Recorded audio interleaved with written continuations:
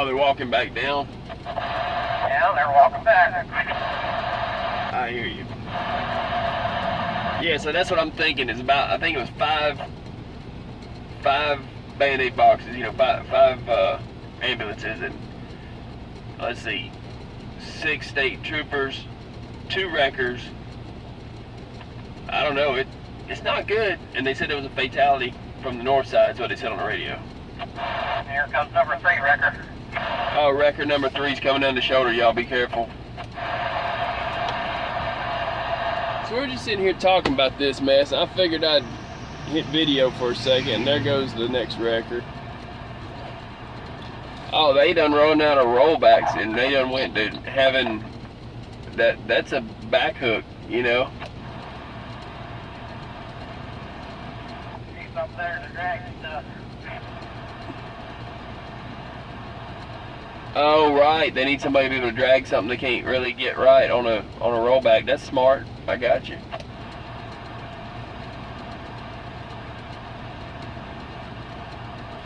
Yeah, so we're sitting here in this backup. Lots of ambulances, lots of state patrol, and a fatality up here. And I figured I'd drop a video because I mean this is reality. You know, this is what we're dealing with. It's so bad the state troopers walked up the side, and now there's one walking back down. That's an officer right there walking back down on the right hand shoulder. They have routed traffic around us, and we are I'm trying to think of the word, but we've been isolated. We're isolated. We're cut off from the rest of the highway now at this point. So the wreck is right in front of us, about a 1/16 of a mile. We can't get past it. The traffic behind us, they're routing off around the interstate so they don't get stuck in where we're stuck at. Okay, but basically we're north of Kansas City, headed south near, it says we're west of Kearney, Kearny. And I would have to, you know, Kearney, Missouri. I'd have to look at an exact map for, I want to say the mile marker is about the 25/6. I was hollering it out, and then we moved up a little bit. So about the 25 mile marker south here.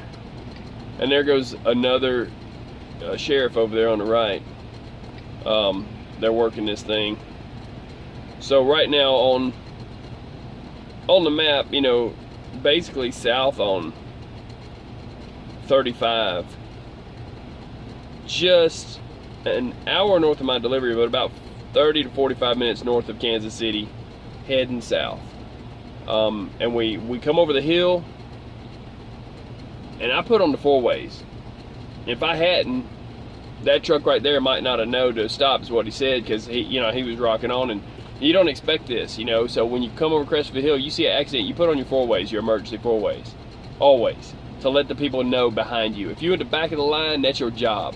Until somebody's behind you, and there's so many behind you that they wouldn't even see your 4-ways, then you just shut them off. Okay. But yeah, this is, I mean, I've got a delivery at 8 a.m. that's not going to happen now. And that's what you deal with driving a truck. It is what it is. You tell the company and you say, hey, it is what it is, and then they shouldn't, you know, write you up for being late or nothing, because they know it's nothing you could control. I would have been there at least 30 minutes early. And I even left later than I planned. I would have been there a couple hours early. I tried to stay there, you know, on the place there. But, you know, if you want to get into trucking, and if you're talking to a company and they're like, oh, you're going to make this many miles a day and this and this, and it's already on the margin, you got to take this into consideration too. This is part of it.